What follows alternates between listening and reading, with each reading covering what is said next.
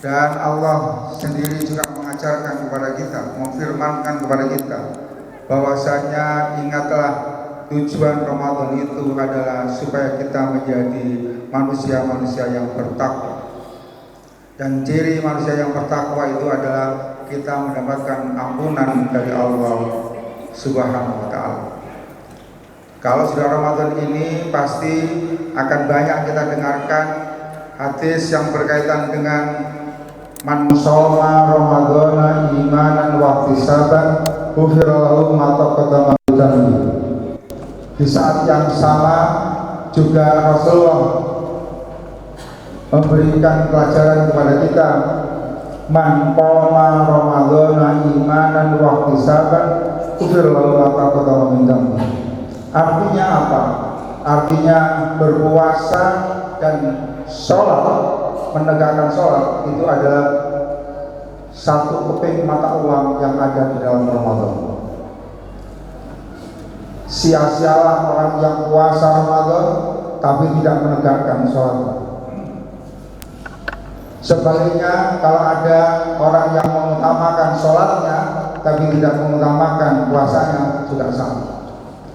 Maka ini adalah satu keping mata uang yang harusnya sama-sama dikerjakan.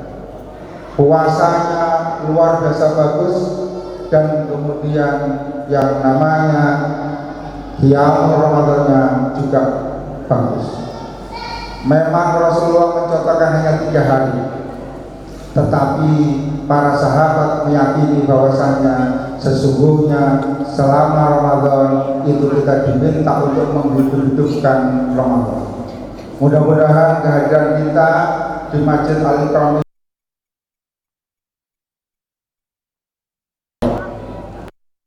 mudah-mudahan, kalau lihat, karena saya sampai menggigil, gak terbiasa dengan AC yang begitu, berapa ini sudah cukup banyak, ada hampir mungkin 10 AC mungkin lebih. Karena kalau di pesawat saya AC 2, ibu-ibu sudah protes, Pak, pun kali-kali diurupakan Pak, nopo obu kadung nek tiang Al-Ikram ke 10 ente semanis tunggal pun protes tentang kurang adem Pak Takmir pun di sana tambah paling berawas ya. Luar biasa kalau lihat buktinya ini, maka dan apalagi lihat jamaahnya, insya Allah sampai dengan hari terakhir Ramadan, insya Allah jamaahnya utuh. Di mana-mana terjadi kemajuan, kemajuan untuk sok, maksudnya tambah maju dan kalau biasanya 5 sok ya, di masjid saya Jauhara ini awal-awal kemarin itu 7 sok, kemudian sekarang sudah jadi 4 sok. Saya jadi kemajuan yang luar biasa dahsyat. Karena apa? Karena tambah maju dan maju. Mudah-mudahan nggak sampai tinggal imamnya sendirian. Ma'asyiral muslimin rahimakumullah. Oleh karena itu kita mesti harus tahu, kita harus paham bersama-sama. Dan hadir itu adalah tujuan mendapatkan ampunan Subhanahu wa taala. Maka jangan lupa kalau sudah seperti ini, saya dengarkan khotib menyampaikan, jangan pernah putus.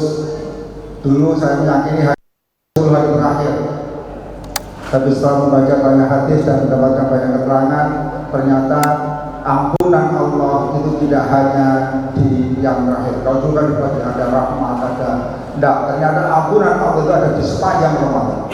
Oleh karena itu doa Allahumma innaka afuwun tuhibbul afwa itu tidak hanya dibaca di waktunya 10 hari terakhir untuk mendapatkan Lailatul Qadar, tetapi mulai awal Ramadan sudah bisa dibaca.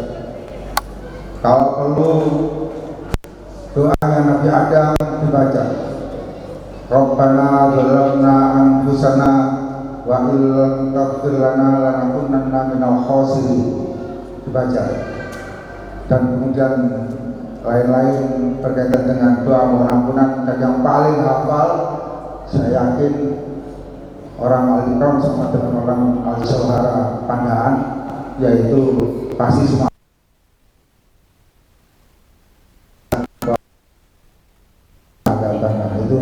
itu asik zakat anak kecil sudah hafal. Insya Allah yang SD kayak saya ini insya Allah pasti jauh lebih hafal. Masyarakat muslimin rahimahullah, itu baru pembukaan karena saya diminta menjelaskan kepemimpinan. Saya nggak tahu juga panitia mikirnya saya karena ketua LHKP pimpinan wilayah Muhammadiyah Jawa Timur maka disuruh jelaskan kepemimpinan. Tapi saya ingin tetap berkaitan dengan hubungan antara kepemimpinan dan promotor. Jadi kalau nanti selesai kira-kira jam 21.00, karena ngomong kepemimpinan itu ngomong negara. Apalagi kalau Masjid Al-Ikram kira-kira kalau di pemilu kemarin kira-kira gak cocok kelas sama presiden yang sekarang ini. Kira-kiranya kira-kira itu berarti tak kira.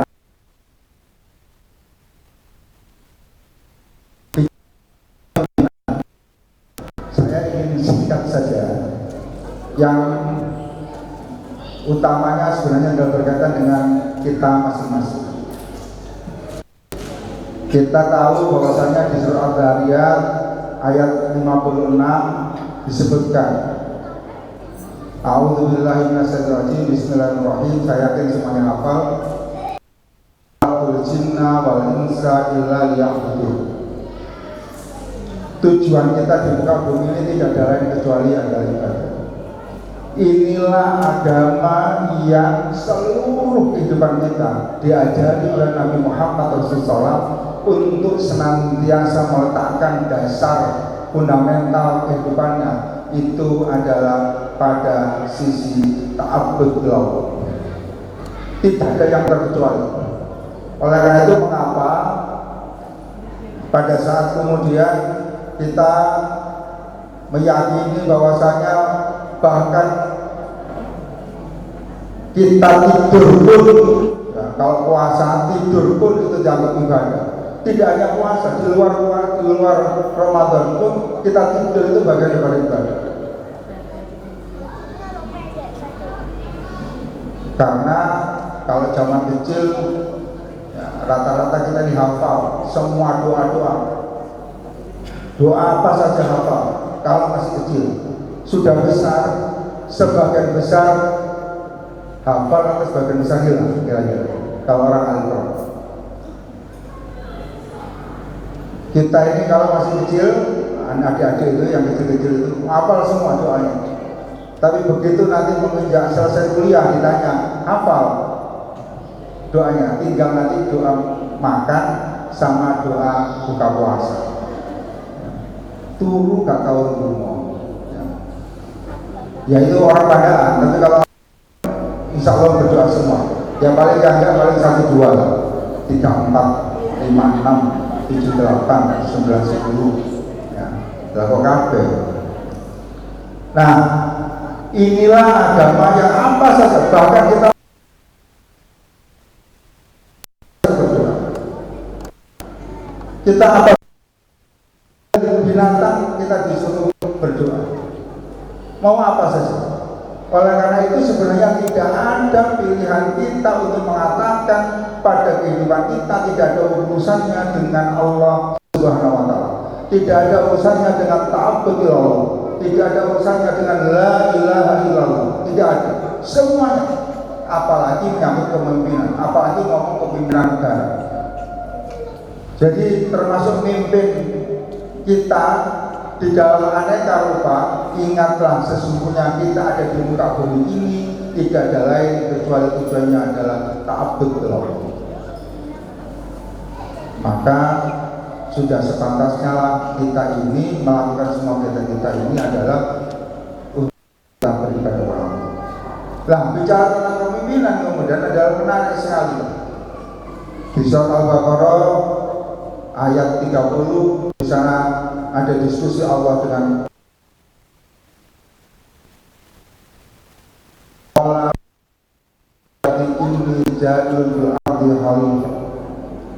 Allah menyampaikan kepada para sesungguhnya aku akan menciptakan. Saat itu manusia belum tercipta kalau mengikuti redaksi daripada ayat ini. Apa yang kemudian disampaikan Allah? Aku, Allah berfirman, akan menciptakan ini ja'ilun fil ardi khalifah. Aku akan menciptakan yang namanya manusia untuk menjadi khalifah fil ardi. Saat itu iblis masih ada gabungan itu dalam kaum malak. Apa yang disampaikan oleh para malaikat? Apakah engkau ya Allah akan menciptakan manusia yang bikin kerusakan di muka bumi? Jadi sesungguhnya manusia itu sejak awal kejadiannya itu dipersoalkan. Itulah menyangkut kepemimpinan. Oleh karena itu kalau pilih pemimpin mesti kita ini diciptakan itu harus digegeri kalau malaikat.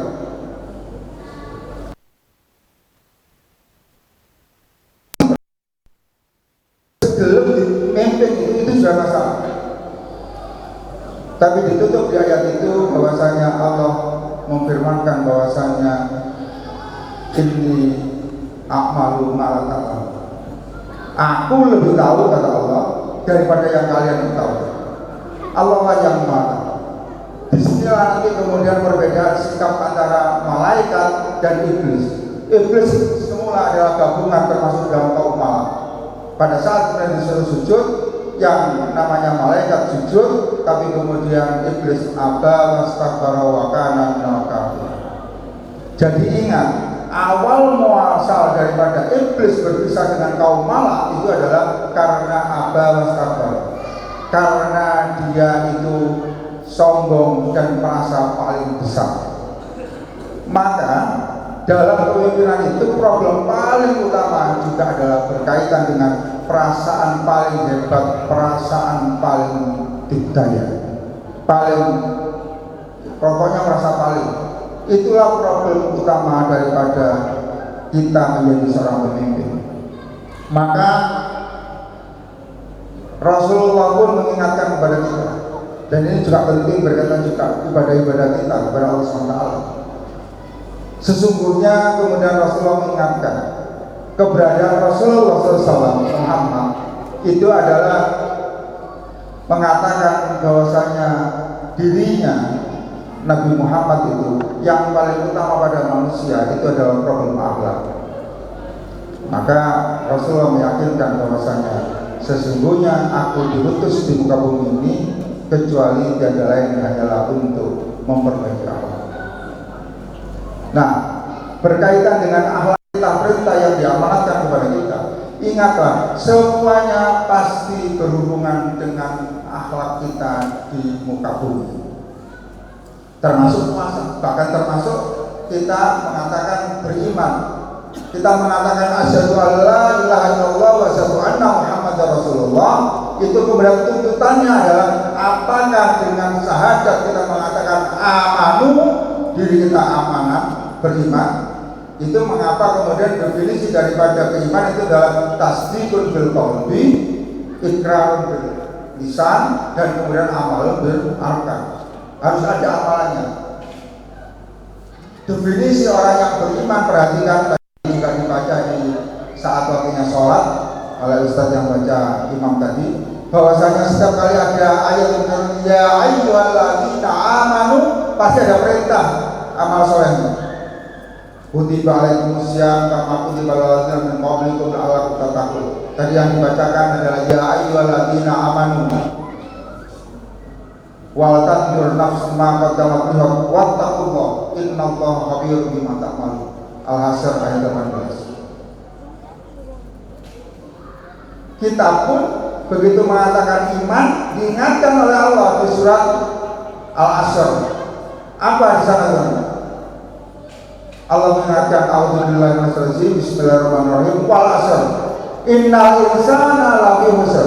Sesungguhnya semua kita ini selama namanya adalah al-insan, selama namanya adalah manusia, itu mesti lafi khusr, pasti dalam keadaan merugi. Pasti dalam keadaan merugi. Makanya Nabi Adam pun mengatakan kalau nggak dapat ampunan pasti kita dalam keadaan merugi. Apa syaratnya supaya tidak merugi? Alladzina amanu wa amilus sholihat wa tawassaw bil haq wa tawassaw bis sabr. Setiap keimanan butuh amal sholihah. Setiap keimanan itu ngomong iman. Bicara kemudian sholat, ingat hati-hati, sholat itu bisa menjadi fawailul lil musholli. Di surat Al-Maun, orang yang sholat saja itu bisa menjadi orang yang rugi dalam sholatnya. Tapi jangan dipenggal, jangan kemudian mengatakan pada saat kemudian kita tidak mau sholat, kita mengatakan saya nggak mau sholat. Kenapa? Fawailul lil musholli, celaka orang yang sholat. Jadi saya nggak mau sholat. Ini nggak mau coba sebelum dan sesudahnya ayat. Oleh karena itu ayat itu harus dibaca sebelum dan sesudahnya, jangan dibaca tunggal saja. Siapa orang yang fawailul musholli? Yaitu orang-orang yang berhati anak yatim, yang tidak memperhatikan anak yatim. Itu orang yang sholat. Begitu juga dengan orang yang puasa. Ingat, puasa ini katanya sama pemimpinan, ya. Dalam pemimpinan itu membutuhkan yang namanya as-siddiq, sikap utama Rasul. Semua para Rasul punya sifat as-siddiq yang tidak dapat dipercaya. Ingat, pemimpin yang mengharuskan dipercaya maka sia-sia lagi ya. Oleh karena itu mengapa orang puasa kemudian Allah dalam salah satu hadis sucinya mengatakan bahwasanya malam yada'al lazur fa'amal wajah wa bilaisanillahi hajatan wa ta'amahu wa sarabah. Allah tidak butuh kalau kamu tidak makan dan tidak minum. Kalau kamu semua tidak bisa meninggalkan apa yang disebut dengan perkataan yang buruk dan perkataan yang kemudian menjengkelkan orang lain. Kalau di rumah saya orang rasa-rasa itu biasa kok. Tapi insya Allah kalau di sini tidak ada ya yang rasa-rasanya. Itu paling kecuali 1-2 kali itu. Dan sama teruskan saja. Nah, disinilah letak pentingnya kemudian bicara tentang kepemimpinan. Ada sifat-sifat utama yang dicontohkan oleh para Rasul. Pertama adalah as-siddiq. Nah, jadi pemimpin saya kira-kira ngomong dipercaya. Saya nggak ngarani pemimpin itu sopo, jenenge sopo sembarang guys. Pokoknya pemimpin apa saja.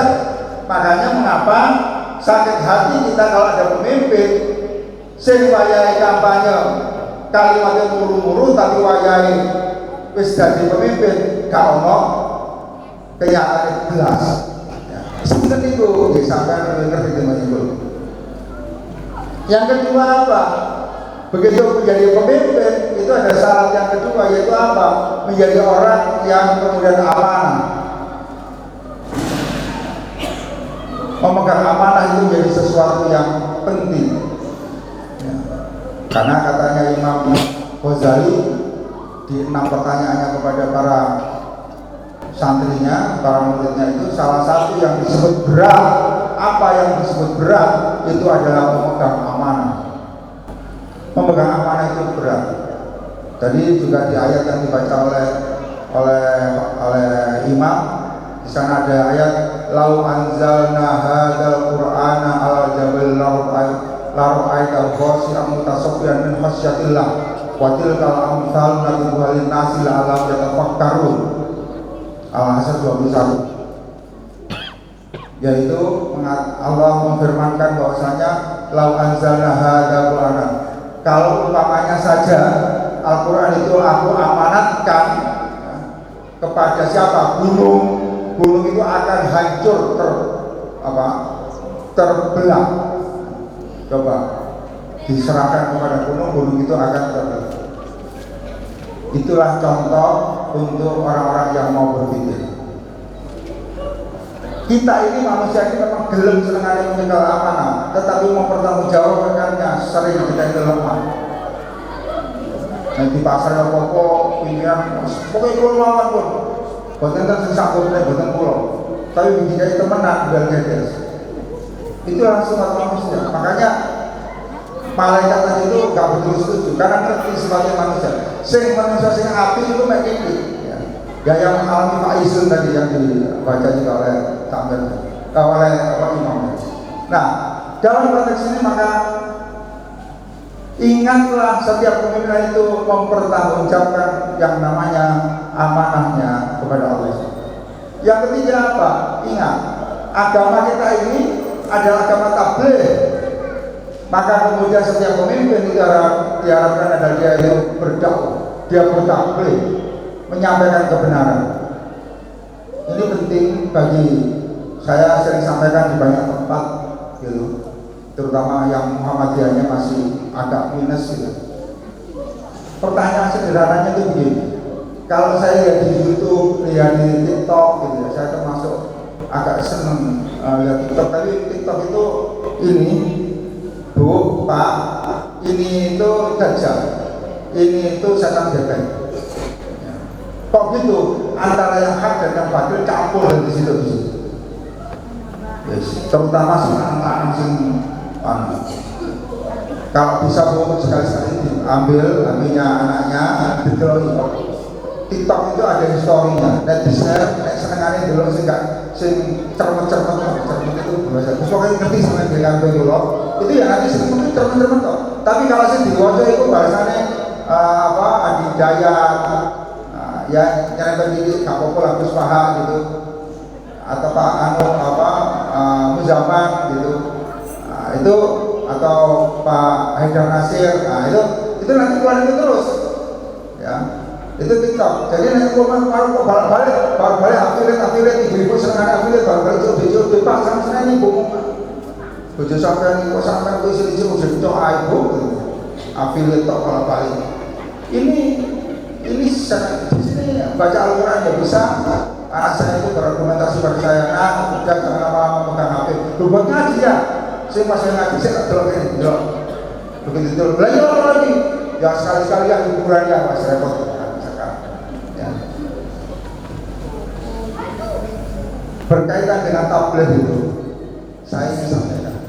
Kalau di TikTok itu ada seorang mu'alaf yang baru mu'alaf saja, dia bisa membawa orang kembali kepada Islam. Itu tidak kurang, ada yang 100, bahkan ada yang sampai 1000. Pertanyaan sederhananya kepada kita ini Muhammad Berdasir yang sudah mengaku mulai lahir krocok itu adalah muslim. Itu kami tanya, sampai urip iku masukkan orang dari agama lain menjadi Islam berapa orang? Ampun Pak, oke ampun. Sampai muslim piro ngandani tombol sampean sampean ajak nang ngene Masjid Al-Iqra. Tombol kula niku panganan ya Pak. Nek ngono dulur sampean sing sampean jak ke Al-Iqra niku. Panganan Pak. Nah terus sampean gak takon sapa ayal to. Kalau dalem kata Rasulullah itu dalam mari batu ditoke. Sampean tahu bicara karo tanggane. Nek bertau bicara gara-gara dakwah untuk ngajak ke Al-Iqra sampean belum tahu sesuatu. Teman-teman, didikan kucing, nek meneh berangkat sholat taraweh jina, berarti artinya dakwah saya ini termasuk yang gagal total. Kira-kira begitu. Kalau saya ngomong di tempat-tempat yang jumlah Muhammadiyahnya apa maksudnya? Agamanya bukan tabligh, agama yang tidak bolehkan untuk hanya diri sendiri, agama yang disampaikan kepada orang lain. Dan yang keempat mesti harus fatona, pinter. Maka nama pemimpin kok manut gelombang ngomong doa. Yang tenang betul. Sampai sing duwe ngerti wis gak ngrasani wong poso-poso api. Tapi artinya pemimpin itu memang butuh pinter. Gak setiap pemimpin itu pinter. Seluruh para nabi itu adalah orang-orang yang pandai. Mudah-mudahan kita termasuk bagian daripada kepandaian-kepandaian itu. Nah, dalam bicara kepemimpinan ini, yang saya ingin simpulkan adalah betapa penting Ramadan ini menghadirkan kepada kita ajaran yang luar biasa, yaitu ajaran apa? Ajaran menjadi pemimpin yang jujur, ajaran pemimpin yang bertanggung jawab, ajaran menjadi pemimpin yang disiplin. Karena kalau Ramadan nggak disiplin, nggak bisa. Saya yakin bapak-bapak sama ibu-ibu disiplin kalau Ramadan. Tangi sahurnya itu pasti kompak. Masalahnya patuh, sementara wis gak patuh bersih Bu. Apa sahur soal itu wis gak patuh-patuhan. Oleh karena itu mengapa dikatakan bahwasanya yang namanya setan-setan terbelenggu, pintu-pintu neraka tertutup, pintu-pintu surga terbuka. Karena apa? Karena nanti gegeran Pak Oso, kasih gegeran. Ibu ya mari riyo terus sama. Mudah-mudahan ada banyak ajaran kita menjadi pemimpin di rumah tangga, di keluarga.